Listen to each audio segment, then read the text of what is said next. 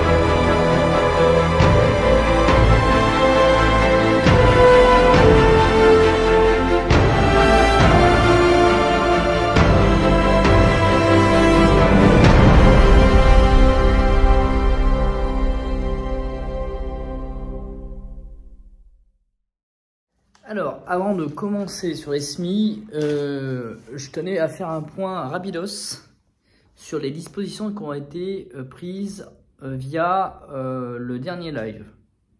Je vous ai soumis lors du dernier live, pour ceux qui étaient présents, deux sondages. Le premier qui avait pour sujet de savoir à quel moment vous désirez que les vidéos soient le plus présente dans la semaine. Quel est le jour auquel vous désirez que la sortie se fasse? C'est ça la vraie question.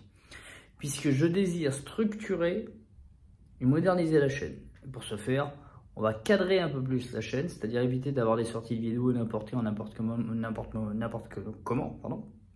Après analyse,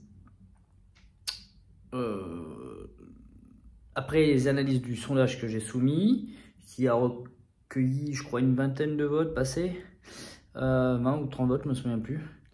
44% désiraient les sorties des vidéos en début de semaine. 31% le vendredi soir, 19% de tête le samedi soir et seulement 6% le dimanche soir. J'ai donc tranché pour une sortie de vidéo le mardi. C'est pour ça qu'aujourd'hui, nous sommes mardi, vous avez votre première vidéo. Les lives, à contrario, eux, se feront très certainement soit les mercredis, soit les samedis. Alors, après analyse de la chaîne, je me suis rendu compte que le contenu analytique donnait exactement le même résultat, c'est-à-dire une présence beaucoup plus efficace et effective des abonnés et des non-abonnés. D'ailleurs, n'hésitez pas à vous abonner parce que vous êtes majoritairement en plus grand nombre non-abonnés à regarder les vidéos que les abonnés eux-mêmes. Et donc, l'analyse analytique de chez YouTube Studio me donne qu'effectivement, le moment où vous regardez le plus les vidéos est donc le mardi soir à 20 h. Et donc, dorénavant, les vidéos sortiront le mardi soir à 20 h. Maintenant, on peut prendre en considération la deuxième question, le deuxième sondage, qui était de savoir si vous désiriez des formats plus courts de vidéos ou si vous désiriez des formats comme ça l'est depuis le début. Pendant un très long moment sur ces 2 heures de live, la majorité désirait des formats plus courts. Jusqu'à la fin où, à la fin, nous sommes arrivés à un 50-50. Donc, je vais prendre en considération le fait qu'il faut un format plus court. Donc, dorénavant, vous aurez des vidéos. Je vais essayer de faire, on va essayer de modifier complètement la chaîne, de faire des plans de coupe assez modernes. Bref, on va travailler la chaîne progressivement. Il faudra un peu de temps, mais ça va se mettre en œuvre. Et où on va essayer de faire une vidéo qui n'excède pas les 10 minutes. Pas plus. 7 minutes, c'est bien. Là, aujourd'hui, ça va être un cas particulier parce que je fais un récap pour ceux qui n'ont pas accédé au live. Et on accède donc maintenant tout de suite, puisque j'en ai terminé, on accède tout de suite à notre SMI. Et je vous montre aussi ce que j'ai acheté encore plus. J'avais fait la vidéo sur le semis de salade en amont. La vidéo a disparu, je ne sais pas ce qui s'est passé. Alors je vais vous expliquer comment ça fonctionne. C'est très simple. C'est parti. Là, on a semé deux variétés. La Spiclide, qui est une variété de chez Cocopelli, et la laitue Batavia rouge grenobloise. J'en ai profité pour acheter dernièrement des courgettes rondes de Nice, de la courge musquée butternut et des blettes à couleur parce que je trouve que ça harmonise bien le jardin, ça donne de la couleur. Bien. Depuis, donc ça a été fait en barquette, depuis c'est sorti. Donc je les ai partagés, vous les avez ici. Vous avez la chance d'avoir le résultat d'habitude, vous n'avez jamais le résultat, on fait le semis ensemble. Aujourd'hui, on ne va pas faire le semis ensemble, mais je vais vous expliquer comment ça fonctionne. Vous tassez légèrement votre terreau. Vous semez de manière aérée. Vous voyez, quand c'est aéré, ça ne sert à rien parce que vous n'avez presque plus à dédoubler. Et là, on va arriver, elles vont grossir et je vais les mettre directement au potager. Ça n'a pas empêché qu'au potager, vous verrez dans les vidéos suivantes, j'en ai déjà semé sur place. Vous avez ici la Spiclide, dont on voit, je ne sais pas si on va le voir, qu'elle commence à tacheter rouge. Voilà, on voit ici un point rouge sur celle-ci, par exemple. C'est le tout début, hein. On voit qu'elles sont pas très grandes, mais elles viennent de sortir il y a à peine 2 jours, 3 jours. Donc c'est pas très vieux tout ça. Ça sort au bout de 3 jours, entre 3 et 10 jours. Donc là on peut dire que le taux de germination est très bon. Autant chez la ferme de Sainte-Marthe ici, que chez Cocopelli ici. Là ici à droite on a les blettes. On doit avoir des blettes blanches. Là je commence à avoir un léger doute. Vous voyez, je pense qu'il doit y avoir 1 ou 2 graines qui a dû se mélanger. C'est pas grave puisque bon bah on va en avoir d'autres.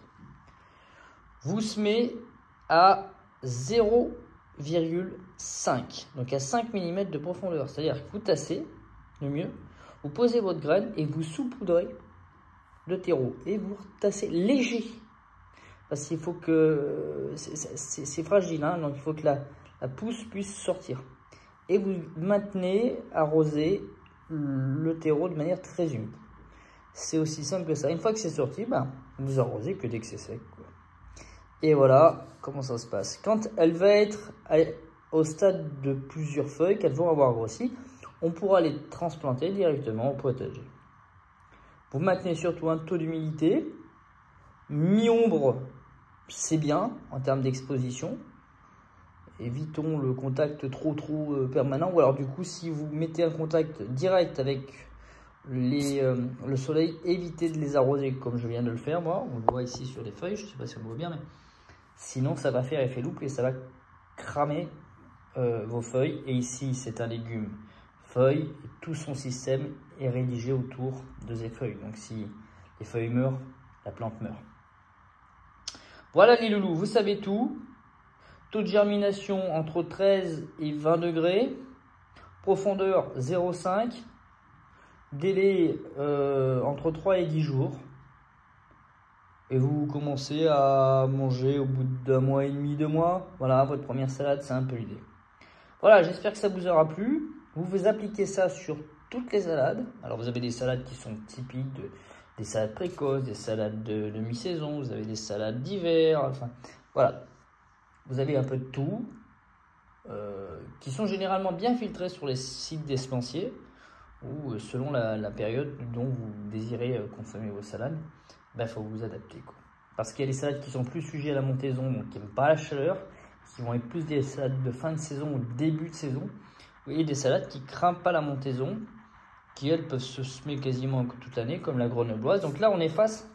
La grenobloise, c'est une variété que je recommande à tous les débutants.